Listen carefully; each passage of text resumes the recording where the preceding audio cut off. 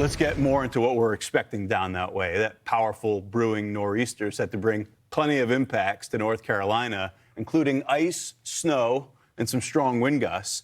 Fox Weather meteorologist Bob Van Dillen is live in Charlotte, North Carolina. And Bob, beautiful for now. I was thinking last time I was there in Charlotte, I think it was 2023. It was this nasty ice storm. I don't think I was too far away from where you were standing. Yeah. This one looks like it could be a decent snow there in the Queen City.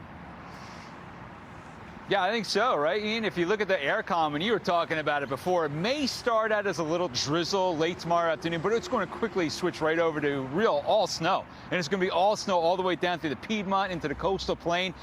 It doesn't even look like it's going to be an issue of snow changing over in areas like Wilmington. Maybe a little freezing rain, but mostly snow. But you're right. If you look at this area, when I just got here about 2 hours ago, I was listening in on Governor Josh Stein's press conference. He's the governor of North Carolina. And he was just reminding everybody that we're right on the heels of an ice storm that just happened less than 5 days ago. So some of the road crews, NCDOT crews, they've been out there for 90 to 100-hour weeks working so far. They're reloading it and they're doing it again. And somebody asked him if he was worried about the supplies, like the brine, the salt, the sand. No worries about supplies right now, which is good. So they're going to start treating these roads as early as overnight tonight through tomorrow. And then that snow is going to start to pick up around the North Carolina mountains sometime late tomorrow afternoon through the evening hours. And I know you were watching as well, Ian, before. This could be in the perfect spot where that upper level low peeling south of Charlotte, right around South Carolina in the upstate, smashing into the region with the colder air. Everything looks like it's going to come up roses for a heavy shot of snow. That I-77 corridor and just off to the east. So really, Charlotte right here is like the nexus of I-85 and I-77.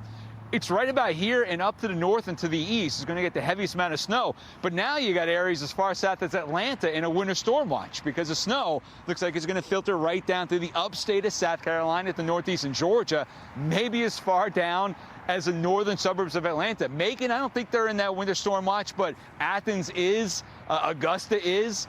Last time we saw the entire state of South Carolina in a winter storm watch has been a long time, Ian. Yeah, Bob, I know last weekend, a lot of folks were hoping for a big snow out of this. It feels like a little bit of a makeup call from Mother Nature, like a phantom pass interference. Maybe. We'll see how it all plays out. That's a great way to put it. You're right. That's a great way to put it. Also, we said we had the ice storm go through North Carolina.